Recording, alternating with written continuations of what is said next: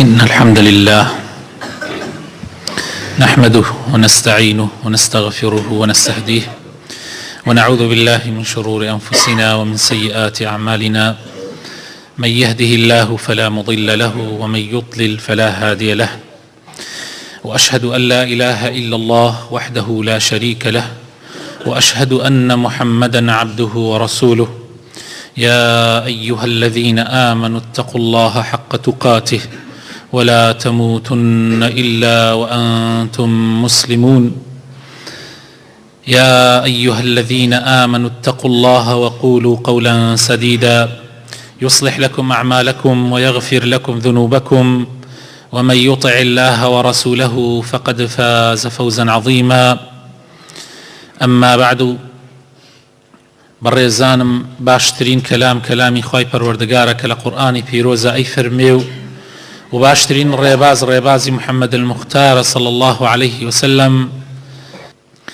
و خراپترین شت، خراپترین ڕێباز، خراپترین ڕێگا ئەو ڕێگایانەیە کە پێچەوانەی ڕێبازی پێغەمبەرە صلی الله عليه وسلم. و هەر سەرپێچیەکی ئەو ڕێبازە بەڕاستی سەری خاوەنەکەی لە گومڕایی و سەر لە شێوانەوە دەرەکات، و لە سەرنجامیشە بەڕاستی ئەی خاتە ئاگری جەهەنەمەوە. خوا پەنامان بدە. میوانەکانی ماڵی خوا، ئینسان ئەگەر بێوێ لە ژیانە خوا خۆشی بوێ، بێوێ خەڵکی خۆشیان بوێ، ئەو ئینسانە ئەبێ قین لە دڵ نەبێ، ئەبێ دڵی پاک بێ، دڵی صاف بێ. هەر کەسێک دڵی صاف بێ ژیانی ئیسراحەت ئەبێ. هەر کەسێک دڵی پاک و صاف و سایق بێ لە ژیانی خۆیان پێش هەموو شتێ ژیانی خۆی ژیانێکی ئیسراحەت ئەبێ. ئەو کەسانەی کاتێک ئەبینن خەڵک خوا نیعمەتێکیان پێدا، ئەوان ئەو حەدیثەی پێغەمبەریان ئەکەوێتە بیر صلی الله عليه وسلم کە سنەتیشە بۆ ئێمە بەیانیان و ئێواران بیڵێینەوە، ئەویش ئەوەیە کە بڵێت: ما أصبح بي من نعمة أو بأحد من خلقك فمنك وحدك لا شريك لك فلك الحمد ولك الشكر. يا ربي خوايا هر نعمتك كبا من الداوى، يان بهر يكيك لمخلوقات كانت داوى يا رب العالمين، همو إلى لا ينتوويا من إيمانهم هي كتور رزاقي. سباسي تو أكم قانع و رازیم بە هەر شتێک کە تۆ پێمت بەخشیوە، یان بە هەر یەکێک لە مەخلوقاتەکانت بەخشیوتە. ئەمە ئەو پەڕی تەسلیم بوونە تۆ تەسلیمی خوا ئەبی، تەسلیم ئەبی بەوەی کە خوای تەعالا شتێکی بەغەیری خۆتیش بەخشیوە. جا ئەو کەسانەیە ئەگەر دڵیان وا بێ، دڵیان ئەوەندە پاک بێ، ئەو کەسانە ئیسراحەتەکەن لە ژیانی دنیای خۆیانە، ئیسراحەتەکەن جگە لەوەی کە لە قیامەتی شایبەنەوە. بەڵام ئەو کەسانەی کە پڕ ناو دڵیان لە قین و بغزە، ئەو کەسانەی کە بەردەوام خەریکی بربەرەکانەی خەڵکن، ژیانی خۆیان تاڵەکەن، ئەو ساف و سایقیە نامێنێت، ئەوە جگە لەوەی کە قیامەتیشیان ئەفەوتێ. خوای تەعالا لە قورئانی پیرۆزە ئەفەرمێ لسورة الشعراء آياتي 88 و 89 خوای تعالى أفرمي: يوم لا ينفع مال ولا بنون إلا من أتى الله بقلب سليم. يوم لا ينفع مال ولا بنون، نمال نكر أولاد كسكار حجسو ديكان نية، إلا من أتى الله بقلب سليم. إلا لو رجاء بقريته بولاي خوای تعالى بدڵێکی ساغ و سەلیمەوە بگەڕێتەوە بەلای خوای تعالى، دڵێک دوور بێ لە شەریک قەراردان بۆ خوای تعالى، دوور بێ لە قین و بغز بەرامبەر بە مسلمانان و بەرامبەر بە خەڵکی، دڵێک دوور بێ لە کیبر و لە فیزلی، ئەو دڵە لە ڕۆژی قیامەتە فریاتەکەوێ. ئیمامی ئەحمەد بۆمانە گێڕێتەوە، غەیری ئیمامی ئەحمەدیش گوێ لەم بەسەر هاتە بگرن، بەڕێزان پەندی لێوەربگرن بۆ ژیانی خۆتان. گرنگە ئیمامی ئەحمەد ئەیگەڕێتەوە و غەیری ئیمامی ئەحمەدیش لە ئەنەسی کوڕی مالکەوە ئەفەرمێ ڕۆژێکیان لە خزمەت پێغەمبەرا صلی الله عليه وسلم دانیشت بووین. پێغەمبەری خوا صلی الله عليه وسلم فەرمووی مسلمانان هەر ئێستا کابرایەک ئەهلی بەهەشت دێتە ژووری مزگەوتەوە. هەر ئێستا کابرایەک دێتە ژوورەوە ئەهلی بەهەشتە. ئەفەرمێ هەمومان بێدەنگ کپ و کڕ چاوەڕوان بین بزان ئەوە کێیە کە تێتە مزگەوتەوە ئەهلی بەهەشتە. هەمومان تەماشامانە کرد کابرایەک هاتە ژوورەوە، نە ئەبوبەکر بوو نە عومەر بوو، کابرایەکی نەناسرا و زۆر خەڵک نەیەناسی، دەستنوێژی گرت بوو تک تک لە ئاوی ڕیشی ئاهاتە خوارەوە تکە و نەعلەکانیشی گرت بۆ دەستی چەپێوە. ئەڵێ ڕۆژێکی کە دانیشت بووین پێغەمبەری خوا صلی الله عليه وسلم هەر فەرمووی مسلمانان ئێستا کابرایە دێتە ژوورەوە ئەهلی بەهەشتە.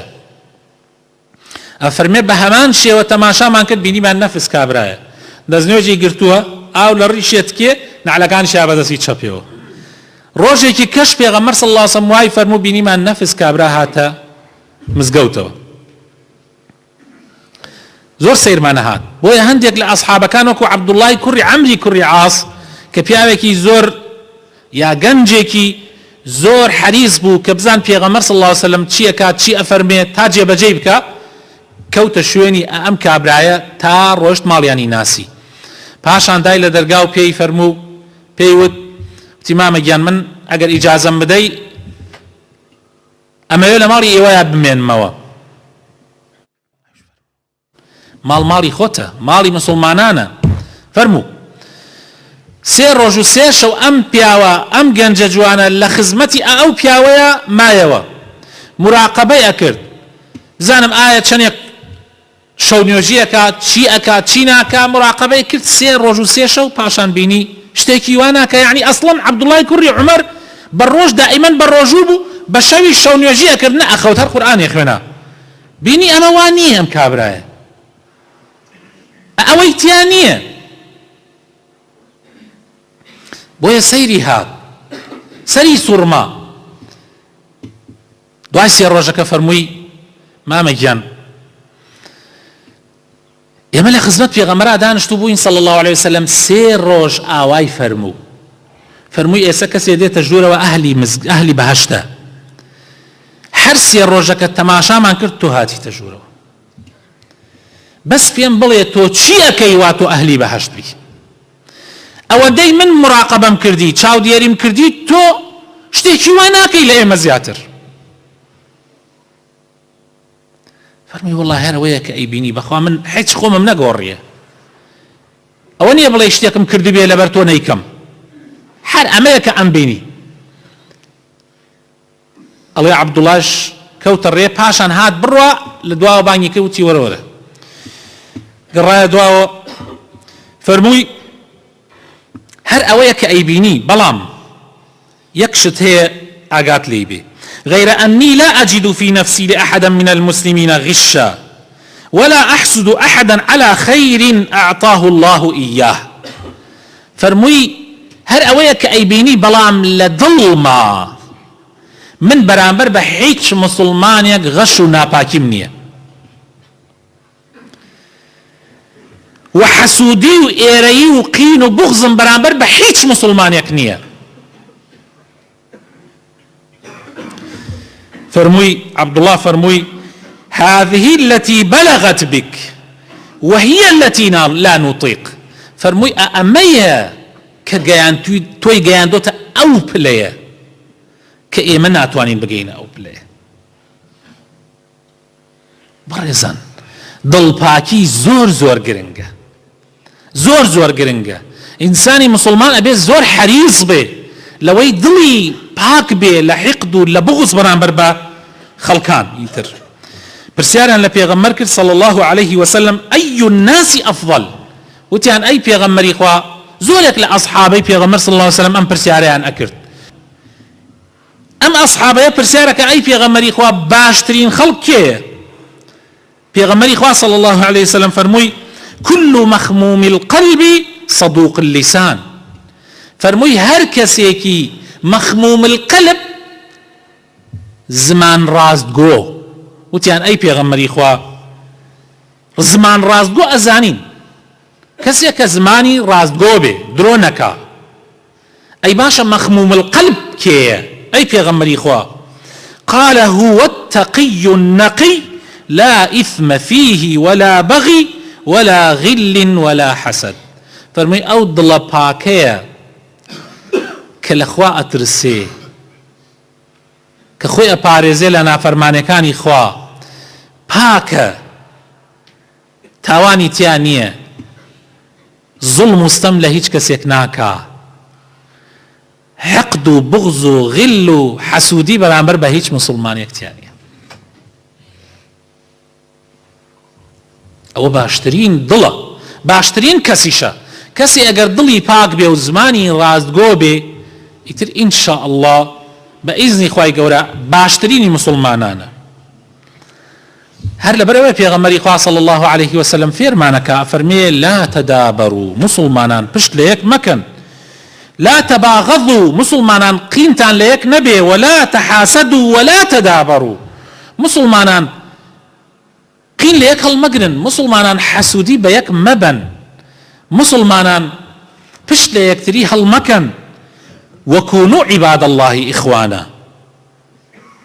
ولا يحل لمسلم أن يهجر أخاه فوق ثلاث مسلمانان قینتان لە یەک نەبێ مسلمانان حەسوودی بە یەک مەبەن مسلمانان پشت لە یەک هەڵمەکەن ئێوە برای یەکتری بن دروست نییە بۆ هیچ مسلمانێ لەگەڵ هیچ برایەکی مسلمانە لە سێ ڕۆژ زیاتر قسە نەکە پشت هەڵکە هەندێک کات هەیە خوای تەعالا دای ناوە تایە دوعا قبوڵە بێ وە کاتی لێبوردنە خوای گەورە لە ئینسانەکان ئەبورێ بغض و قین ئەبنە هۆی ئەوەی ئەلەو کاتە بەری تۆ نەکەوێ ئەو کاتانە تۆی بەر نەکەوی ئەوە تا تەماشاکەن پێغەمبەری خوا صلی الله عليه وسلم ئەفەرمێ تفتح أبواب الجنة يوم الاثنين ويوم الخميس لە ڕۆژی دووشەمە و لە ڕۆژی پێنجشەمە دەرگاکانی بەهەشت ئەکرێنەوە فيغفر لكل عبد لا يشرك بالله شيئا خوای گەورە لە هەموو عەبدێ خۆشە بێ شەریکی بۆ خوا قرار نەدابێ إلا رجلا كانت بينه وبين أخيه شحناء فيقال انظروا هذين حتى يصطلحا دەرگاکانی بەهەشت کراوەتەوە خوای گەورەش عەفو عام دەرەکا هەموو دووشەمەیەک و پێنجشەمەیە بەڵام ئەو عەفو عامە بەر یەک کەس ناکەوێ دیارە ئەو کەسە تاوانەکەی زۆر گەورەیە بەڵێ ئەو کەسانەی کە لەگەڵ یەکا قسەیان نییە ئەو کەسانەی کە قینیان لە دڵا هەیە بەرامبەر بە یەکتری ئەو لێبوردنە گشتیە کە دووشەمان و پێنجشەمان دووبارە ئەبێتەوە بەری ئەو کەسانە ناکەوێت کە بەرامبەر بە یەکتری شتا لە ناو دڵیانە ئەبوو دووجانە سەحابەی پێغەمبەر بوو صلی الله عليه وسلم نەخۆش بوو هەندێک لە مسلمانان ڕۆیشتن سەریان لێدا بینیان ئەم کابرا دەمچاوی دەمچاو نەخۆش نییە نەخۆشەکەی قورسە بەس بزگە خەنینە لەسەر لێوی لا ناچێ زۆر عەجایبیان هات فەرموویان چییە دەمچاوت گەشاوەتەوە فەرمووی لەبەر دووشتە سبحان الله لە ژیانما دووشت زۆر زۆر احتیمامم پێداوە یەک تەدەخول لە شتێکان نەکەم پەیوەندی بە منۆ نییە يعني تأثيري حتى لسرمرقي شي كردوه يعني لسرمرقة عالم هموي وضعي شونا أموانية لبل أوي دوشتي لجياني خويا جابا جا كردوه يك تدخلي لشتكني كبيوندي بأو نبي هندي مسائل بيوندي بتونية تمروا نايو قوتي لي بباريزة وزورش خستي أنا نايو مروا نايو دوهم برامبر بمسلمانان ظلم هيچي تيانية دوشت لە شتێکا تەدەخول ناکەم پەیوەندی بە منۆ نییە بەرامبەر بە مسلمانانش دڵمی چیتیانە ئەی براینە دەبا یەکێک بڵێ کاکە ئیتر منش لە ژیانمە ئاوا براینە زۆر قسە هەیە ئێمە ئەیکەین بچووکە بەس بەرامبەر زۆر سوودی لێوەرەگرێ برادەرێک لەوانەیە سەر لە مەجلیسە دانیشتۆ من نازانم کێ بەس تەلەفۆنی بۆ کردم وتی مام مۆسا تۆ باس ئەوەت کرد وتت ڕۆژێکیان وتت مزگەوت حەسابی یەکێ لە مناڵەکانتی بۆ بکە هەر لەبەر خوا تۆ 4 مناڵەتێ بێژە من 5 هەیە هەموو ڕۆژی 1000 دینار دەمە دەست ئەوانەوەیەکی 1000 دیناریش دانم بۆ مزگەوت ڕۆژی جمعە دێنم ئەی خەمە ناو مزگەوتەوە وتی ئاوات وتی لە دڵ خۆمە وتی زۆر قەرزار بووم و حتى لەناو ماڵیشە لەناو عایلەکەمان لە ماڵەوە کێشەمان هەیە وتی واللهی بڕیارمدا ئەمە تەطبیق بکەم ئەمە بەس قسەیەک یەک وشەیە وتی بڕیارمدا تەطبیقی بکەم لەوانەیە لەم مەجلیسە دانیشت بێ وتی بڕیارمدا تطبیقی بکەم وتی هەموو ڕۆژە قەرارمدا 1000 دینار دەمە دەست دوو مناڵم 1000 دینار دەمە دەستیانەوە 1000 دینارش بڕیارمدا هەموو ڕۆژی بخەمە ناو مزگەوت وتی جارجاریش هەزارەکە کەم بە 2000 قەرزاریش وتی واللهی لە ماوەی ئەم چەند مانگە سوپاس بۆ خوای گەورە ئەڵێی لە ئاسمانەوە بەرەکەتە ڕژێتم سەرمانە الحەمدوللا کێشە لەناو ماڵمانە نەما لە خوا بەزیاو بێ دوای ئەوەشە قەرزاریەکەشم لە خوا بەزیاو بێداوەتەوە هیچ شتێ لە ژیانمە ئەوە نەسوودم لێ وەرنەگرتووە قسەیەکە یەک قسەیە تۆ جێبەجێیەکەی ئەی دەبا یەکێک بڵێ کاکە من بڕیار ئەدەم ئیتر تەدەخول لە شتێک ناکەم پەیوەندی بەم نۆنیە و بڕیاریش ئەدەم بەرامبەر بە مسلمانان هەوڵ ئەدەم ئیتر دڵم پاکەکەمەوە سیکە بزان چۆن ژیان تەگۆڕێ واللهی سحرەوە ژێر ئەبێتەوە ژیانت ڕێک عەکسە بێتەوە ئەو هەموو ناخۆشیە ئەو هەموو بغزە ئەو هەموو حەسادەتەوە ئەو هەمووی ئەگۆڕێ بەس مشکیلەکانی ئێمە براینە ئەوەیە لەوانەیە لێرە تۆی سە بڕیار بدەیت بەس مشکیلە ئەوەیە دەرەچی دەرەوە بیت دەچێتەوە چەند خۆشە بتوانی بەردەوام بی لەسەری چی بکەیت تا نەجاتت بێ ئەمانەتیان نەمێنێ ئیسە بڕیار بدەین بێژین کاکە ئەمە زانیمان مامۆسا بەڕاستی زانیمان ئەمە گوناحێکی زۆر گەورەیە چی بکەین تا نەجاتمان بێ یەک دوعا والذين جاءوا من بعدهم يقولون ربنا اغفر لنا ولإخواننا الذين سبقونا بالإيمان ولا تجعل في قلوبنا غلا للذين آمنوا أما خوا فيرمانك دعاء بكين فيري دعاء بين أم دعاء بك بقول إخوة لبرابر ما مسلمانان قين لدل ما ميلا دعاء زور مهمة دو قصة كردن براينا جاري واحد حر قصة أجر شيرين بقصة كانت خلق خوشتي جركة بس حرب قصة خود ناشرينك لا يخلق أو كساني قصة زورة كان يا أجان لزواني خوانية خلقيني لي أنا أمانيش قيل لخلق خلقنا وقل لعبادي يقول التي هي أحسن فإذا الذي بينك وبينه عداوة كأنه ولي حميم جاري وهي الزلامك زور قيني لي أدبوه أما طبعا من لجياني خو ماروي داوة زلامي حل خوشتي وقرد لدلي خويا بران بربمن بس بيني ما وناويكي جوان بانيم كردوه هر بس أونا وتمكاك فلانا كس يا خوي مثلا خلق وشيوية تربانيان كردوه بس من بشيويكي جوان بانيم كردوه لخوه قراوه يا قصة أي قري سلام كردن زلام وهي كتو سلامي لناكي قيني لتا بس كسلامت لي كرد في غمري خواه صلى الله عليه وسلم فير معنا كافر مناتش نبهشتو تا إيمان نهينا وإيمانش نهينا تا يكتريتان خوش نبي شتكتان بينا لهم تا خوش ويسي لبين تانا بلاو بيتوا قينو بغز نميني وتيان چي اي في غمري خواه فرمي سلام الله يعني بس سلام بلي سلام لجاتي أو أدوني بركة أولاو الروي بركة أولاو سلام ناكي نا سلامي ليبك يخوت يعني آمد قورتين أجري هي جقل ويش باش بو من بركة مولاو على خوم اللي طلقم إبراو السلام عليكم أو السلامة حتشي ضل هي حتى كابرا قال برامبرت قورتين بغزي بيا السلامة كي تاوين يتوريك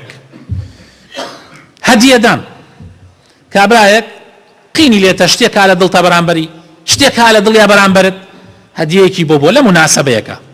دياريكي بوبو دياريكي باتشن بتشوكش بعتريكي بوبو تصورا كان من دكتور عبد الواحد رجي كان شو مع عيادكي خوي تعالى تمني دريشكا او بيا خدمتي زوري ام خلقي كردو شو مع عيادكي نخوشيكم هبو برد ما اوي هالسيان كهالسيان عتريكي دا بدسمو باوركنا عم صالك صالوني ميك حرشيكم ظلم نايا قطريكي توزع قطريكي دم لخو يترح لخو او عتر ابينم يترح حرشي حبي بران بربان بيا وناميني لخو شوي زياده تووڕە نەبوون هەوڵ بدەی خۆت لە تووڕەی بپارێزی سەحابەیەک وتی پرسیارم لە پێغەمبەر کرد صلی الله عليه وسلم ئەی پێغەمبەری خوا وەسیەتم پێ بکە وتی تووڕەمەوە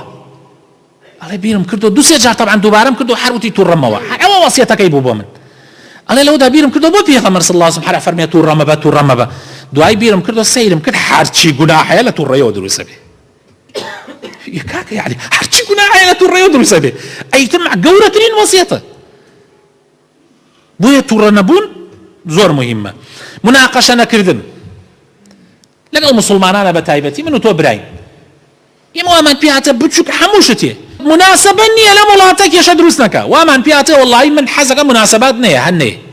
سەیرەکەی هەر مناسبێت دێتە بانە ئاوا مسلمانان دەسەکەن بە مناقەشە ئەم لە ئەوە خوێنێ ئەو لە ئەوە خوێنێ ئەمەش غەڵەتێ زۆر زۆر گەورەیە ئێمەیکەین. کاکە زوانت بگرە پێغەمبەر صلی الله علیه وسلم فەرمێ من وعد و زەمانەتی بەهەشت ماڵێک لە بەهەشت ئەدەم بەو کەسانەی کە مناقەشە ناکەن کە مجادلە ناکەن حتى ئەڵێگە لەسەر حەقیش بی منام لەسەر حەق بەرنامەیەکم هەیە بۆ چوونێکم منام لەسەر حەق یعنی کە زانیم بەرامبەر گوێم لێ ناگرێ کاکە مناقەشەی لەگەڵا ناکەم با لەسەر حەقیش بم. پێغەمبەر صلی الله علیه وسلم مژدەی باڵێکی پێم داوە لە بەهەشتە ناڵێ ئەگەر لەسەر ناحەق بی ئەڵێ لەسەر حەقیش بی تۆ خۆت بپارێزە ئەوەت بەرەکەوێ. منافسە لەسەر دنیا نەکەی هەرچی کێشە ئێمەیە لەسەر دنیاە واللهی هەرچی کێشەمانەیە لەسەر پارەیە یا لەسەر مەنسەبە یا لەسەر ناوبانگیە هەرچی منافسە هەیە بیری لێ بکەرەوە هەر لە منافسە گەورەکان حتا ئاگاتە بچووکەکان. ئەم وڵاتە هەرچی کێشەی هەیە لەسەر ئەوەیە حتا هەر لە لوتکەی دەسڵاتۆ بیگرە منافسەی لەسەرە و شەڕی لەسەرە حتا ئاگاتە کێشە لە ناو دوو عایلەیە دوو برا لە ناویەکە بەینیان تەواو نییە وڵات چییە میراتیەکەی باوکم ماڵەکەی باوکم کێشیان لەسەرەوەیە. تۆ ئەگەر بسڵمانێکی ڕاستەقینەی کە حەد نامێ پیرۆزیان بی پارە چییە ماڵ چییە من بغز و قین و ئەمانە دڵخۆم هەر نامێ باکە ماڵ و پارە کاتێ باشە کە خۆشی بۆ من دروستکە لەزەتم داتێ کە خۆشەویستی لە ناوی براکان و لە ناوی ئامۆزاکان و لە ناوی خەڵکا و ئەمە کە زانیم بۆی کێشە من خۆمی لێ دوورەکرم. کاکە ئەم دنیاە ئەوەش نییە بەخوا خوا شتێکی بۆت نووسی بێ هەر دەستەکەوێ خوا بڕیاری دابێ ئەوە بێ وە دەستەکەوێ ئیتر پێویست بم هەموو هەڵپە ناکە. داواکارم خوا ئیسلاحی حاڵمان بکە یا ڕەبی خوایە بۆ خاتر ناوە جوانەکانی خۆت قیم و بغز لە دڵمانە نێڵی بەرامبەر بە هیچ مسلمانی یا ڕەبی خوایە بەردەواممان بکەی لەسەر ئەم ڕێگا پاک و جوانەکە گەورتومانەتە بەر یا ڕەبی ئەگەر غەڵەتی کشمانەی غەڵەتەکانمان بچاکەیتەوە یا ڕەبی خوایە بۆ خاتر ناوە جوانەکانی خۆت لەوانە خۆش ببەرە کە لە حادیسەکەی نیوزیلەندایە تیاچوون یا ڕەب العالەمین خوێنیان بکەرە هۆکارێ بۆ ئەوەی ئیسلام زیاتر بڵاوە بێت وەکو الحەمدولله دیارە خوێنی ئەوان بووە خێر و بەرەکەت بە وڵاتەکە گشتی یا ڕەبی خوایە ڕەحم بەو مسلمانانەش بکەی کەوا لە مووسڵ دوێنێ تووشی ئەو حادیسە ناخۆشە هاتن یا ڕەبی خوایە مسلمانان لە بەڵاو مصیبەت بە دوور بگری یا ڕەبی خوایە بۆ خاتر ناوە جوانەکانی خۆت شیفای نەخۆشەکانمان بدەی ڕەحم بە مردوەکانمان بکەی ڕەحم بە دایک و باوکمان بکەی ڕەحم بە برا و خوشک و کەسوکارمان بکەی یا ڕەبی تەبایی و برایەتی و خۆشەویستی بخەیتە نێوانمانەوە یا ڕەبی خوایە هەر کەسێک کێشەیەکی کێشەکەی بۆ چارەسەر بکەی هەر کەسێک گیراوی هەیە بۆی دەرباز بکەی یا ڕەبی خوایە هەر کەسێک قەرزارە و نەدارە خوایە بۆی جێبەجێ بکەی یا ڕەبی خوایە ئەوەنەی ترە ژیانمان خۆشکەی هەموو ڕۆژانی ژیانمان بەهار و خۆشی بێ یا ڕەبی خوایە بۆ خاتر ناوە جوانەکانی خۆت بۆ خاتر ئیسمی عەظەمی خۆت کوردستان لە بەڵاو مصیبەت بە دوور بگرە یا ڕەبی دووبەرەکی و تەفریقە نەخەیتە نێوانمانەوە کار بەدەستانی ئەم وڵاتە ساڵح و دادپەروەر بکە ئامین ئامین.